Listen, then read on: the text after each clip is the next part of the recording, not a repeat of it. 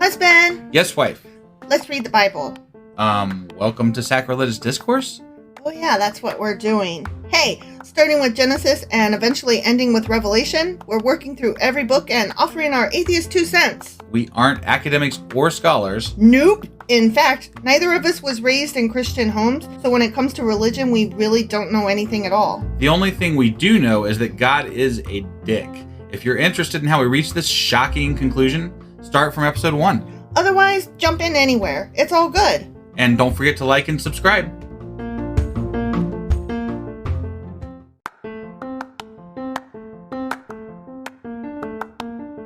Hey, wife. Yes, husband? Tell me about Anchor. The only thing I know is that Anchor by Spotify is the easiest way to make a podcast with everything you need all in one place. That's right. Anchor has the tools that allow you to record and edit your podcast right from your phone or computer. You make it sound so easy. It is. And when hosting on Anchor, you can distribute your podcast to listening platforms like Spotify, Apple Podcasts, Stitcher, CastBox, Google Podcasts, and wherever else you like to listen. How much are we paying for this awesome service? Absolutely nothing. Free and easy. That's awesome. Yep. Just download the Anchor app or go to anchor.fm to get started. Husband. Wife. Do you remember what happened yesterday? It seems like Samuel was going to pick a really shitty leader for him. Is that about the gist of it? Yeah, because his sons were ruining the grift. They were horrible. And apparently God's good with him picking a shitty leader. And the people were like, can we not though? Yeah. They were like, even though God's going to apparently do bad things with this king or something, we still want him. Yeah. Because more than your sons. Your sons really fucking suck. Yeah. So, yeah. So, okay. I guess we should say, don't forget to visit our merch store, you guys. Yeah, it's at sacrilegiousdiscourse.com, and you can pick up some really great stuff there. Atheist merch, science, and obviously podcast-themed merchandise. So, let's go ahead and get into this chapter, which is what? We are today reading 1 Samuel chapter 9. All right.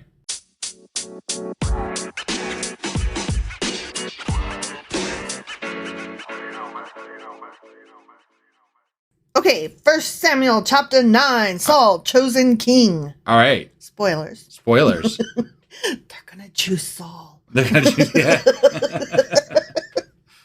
There was you know, it'd be really cool if they just like said that at the beginning and then chose somebody else. Like, ha, gotcha. That would be actually cruel. Right?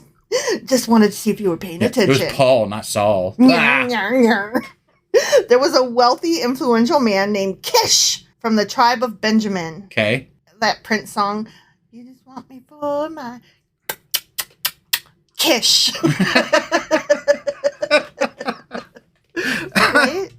You may have lost it, like, completely now. Are you serious? No. Okay. No. I have so many songs in my head that, like, everything makes me think of a song. Okay. Got it.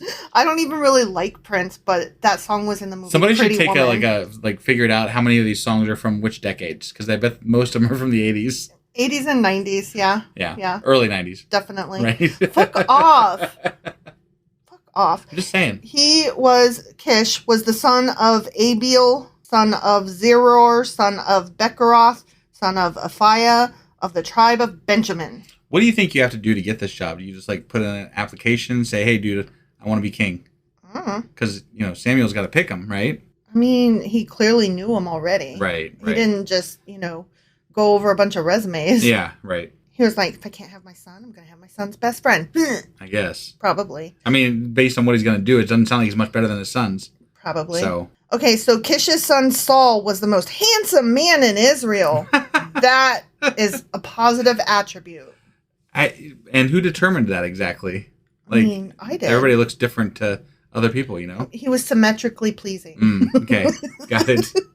Head and shoulders taller than anyone else in the land. Oh, well, that's what it was. The tallness makes you sexy. Because you know why he was tall? Because they've been intermarrying with the fucking Amorite giants. Oh, yeah. I bet. Interesting. I bet he was part giant if he was so fucking tall. They're on good terms with him. One day, Kish's donkeys strayed away, and he told his son Saul, take a servant with you and go look for my fucking donkeys. Yeah, go get those asses. Meow, meow, meow. So Saul took one of the servants and traveled through the hill country of Ephraim, the land of Shalishah, the Shalom area, and the entire land of Benjamin. The entire land of Benjamin. They didn't miss a bit of it. It was the entire thing. But you know what? What? They couldn't find the donkeys anywhere. Fucking donkeys. Goddamn. I lost my ass. Yeah. Excuse me, sir. I seem to have misplaced my ass. Finally, they entered the region of Zuph. Were they in Zuph? Zuph. Are they in Zuph? Zuph. Zuph.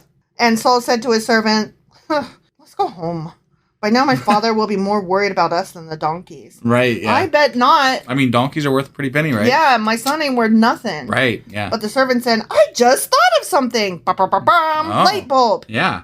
There's a man of God who lives here in this town. Of course there is. A man of God? I don't know.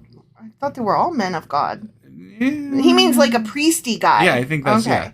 He is held in high honor by all the people because everything he says comes true. Everything. Sounds like a witch to me. Burn him. No, remember, if it comes true, you're with God. But if it doesn't come true, then you burn and get stoned. Because you're a grifty fuck. Yeah. So don't profit. Right. Or prophesize. Yeah, don't make those, yeah, whatever. Okay. Not to be confused with prophylactic. What? In any way whatsoever. Yeah. Let's go find him. Perhaps he could tell us which way to go. But, Saul replied, we don't have anything to offer him. But he's a priesty guy, so he should just do it for, Okay, listen to me. What? That's what people say about artists. And you know what? Artists don't work for free. Right. Okay? Right. Yeah.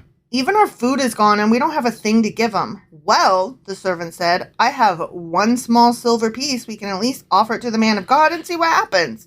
He's like, let's try. Might as well give it a shot, right? Try. I'm give him a silver piece for a bunch of donkeys? For my butt? Yeah. Yeah.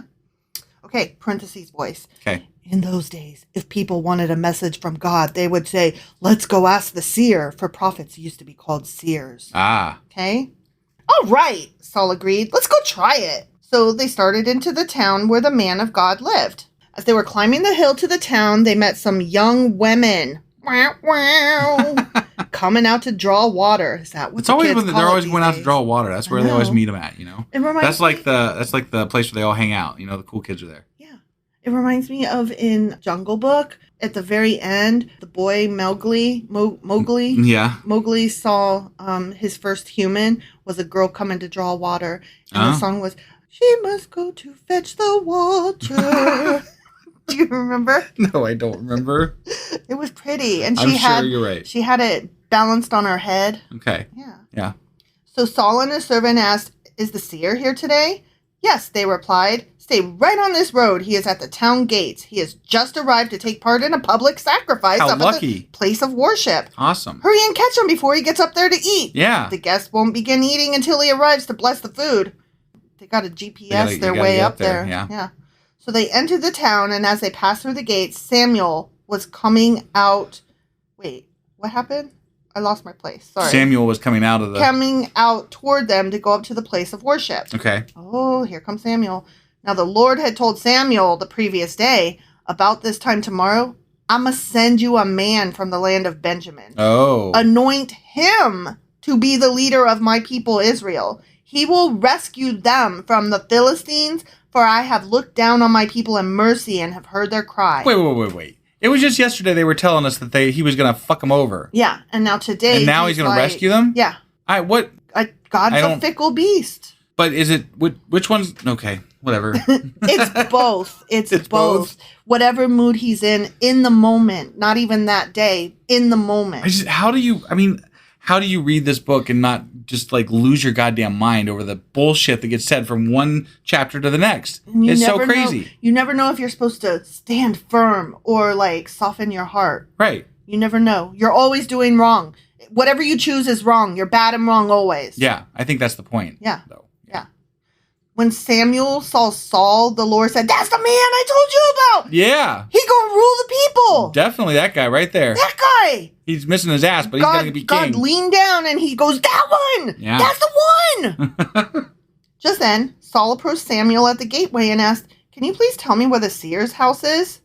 I'm the seer, Samuel replied. I'm the seer. Oh, he was the me. seer. Yeah, oh, okay. I'm the man of God. I'm the prophet. I'm the one. So, yeah. It's me. Okay. You came to see me, just like God said you would. Right. Right? Yeah. Go up to the place of worship ahead of me. We will eat there together, and in the morning, I'll tell you what you want to know and send you on your way. Huh. And don't worry about those donkeys that were lost 3 days ago, for they have just been found. Wah, wah. Wow. And I'm here to tell you that you and your family are the focus of all Israel's hopes. Wow. Nothing, no burden here. No, don't worry about anything. That's not what I came for. Right. I just wanted to know, can you help me find my ass? I just need my donkeys. I didn't want all of Israel's burdens. Right, Sorry. Right. Saul replied, but I'm only from the tribe of Benjamin, the smallest tribe in Israel. Yeah. And not only that, but remember, Benjamin's tribe was the one that was all rapey just a while back and got all murdered, and then the people cried because the tribe of Benjamin. Shit, they weren't just the smallest; they were like down to like just a few thousand. And then they stole 400. They stole women from the fields. Well, first they stole 400 from the tribe that didn't fight them, and then they stole 200 more from the fields. Right. So I mean, but that means that there's only like 1,200. Yeah. I mean, if this is the same time frame, there's only like 1,200 to a couple thousand of them left. So he's not just the smallest tribe, he's the smallest of the smallest tribe. Right. Like, we're still trying to get our shit together from that time that we were rapey fucks. Yeah. And bride stealers. So, and my family is the least important of all the families of that tribe. Why are you talking like this to me?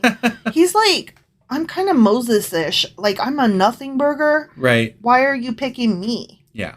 It's supposed to make us, the reader, and potential Christians feel like, see, we're all called, even the most simple among us. Then Samuel brought Saul and his servant into the hall and placed them at the head of the table, honoring them above the 30 special guests.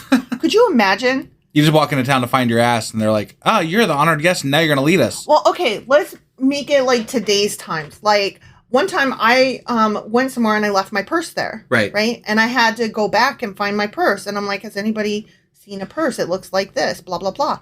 And then all of a sudden they're like, oh my God, you're the new store manager. Like, no, I just wanted to find my purse. Right, the fact that I left it makes me exactly unqualified for the position. Right. But no, we want to give you hundreds of thousands of dollars to run the store. Yeah. And all you got to do is sit here. Yeah. Okay. That's it. Yeah. And you're like, oh, okay. Are you going to feed me? and can I bring my husband? Right. Yeah.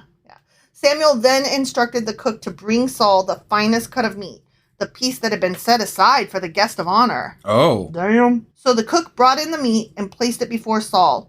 Go ahead and eat it, Samuel said. I was saving it for you even before I invited these others. Oh, wow. Damn. So it wasn't set aside for their honored guest. It was set aside for... He is the honored guest. Oh, okay. Yeah, all right. Got it. So this, to go back to our example, they're like, this is the most ergonomic office chair and ergonomically positioned keyboard and computer. I mean, we were saving this for you. Yeah. Come in and rule our store. Definitely, yeah. Okay? Yeah. So Saul ate with Samuel that day. I bet he did. I bet he did. Yeah. When they came down from the place of worship and returned to town, Samuel took Saul up to the roof of the house. I hope it had scaffolding. Battlement. Yeah. So he didn't fall and then he could get in trouble for murder. Samuel would be a murderer. Yeah, that would be bad. Yeah. He took him up to the roof of the house and prepared a bed for him there. Their roofs must be different. People slept on roofs? Their roofs must be different than our roofs. I mean, obviously. Yeah. Nobody sleeps on roofs anymore. I mean, I don't know. Like, would you spend the night out there, like, to look at the stars? If it was going to be a nice night, yeah. Like, think about a nice balcony, right? Yeah, I would definitely. If it was going to be a nice night, definitely. Yeah. For sure. So, I mean, I got no beef with that. It's just, like, we're not used to that. Right. But I would sleep outdoors. We sleep in tents. Yeah. I mean, if we go camping. Yep. I say that like I've ever been camping with you. We've never been camping together. Because you don't like camping. No, but we did. One time we walked up to the park at the elementary school and we laid on the bridge thingy, the playground, and we looked at the stars. Yeah. That was fun. Yeah. That was so romantic. Yeah. We should do that again next century. Next century? Okay. Well, you and me both get bitten up easily. Yeah. I don't like the bugs. Right. Okay. So anyway, blah, blah, blah. At daybreak the next morning, Samuel called to Saul, "Get up! It's time you were on your way. Bye." So Saul got ready, and he and Samuel left the house together. When they reached the edge of town, Samuel told Saul to send his servant on ahead. After the servant was gone, Samuel said, "Stay here, for I have received a special message for you from God." The end. Stay here. Don't move. I'll be back. And I guess we got to stay tuned to find out what this special message was. After these messages. We'll be right back.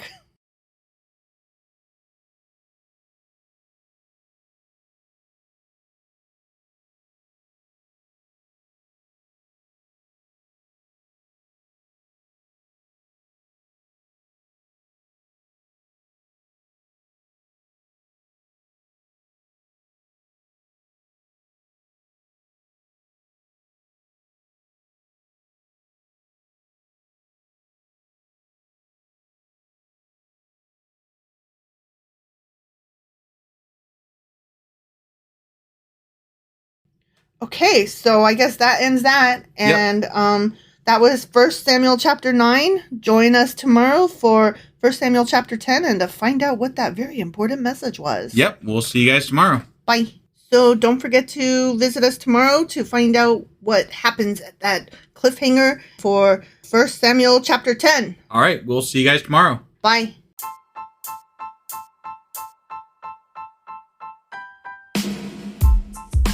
Husband, it's the end. Tell the people where they can contact us. You can get in touch with us by sending an email to sacrilegiousdiscourse@gmail.com.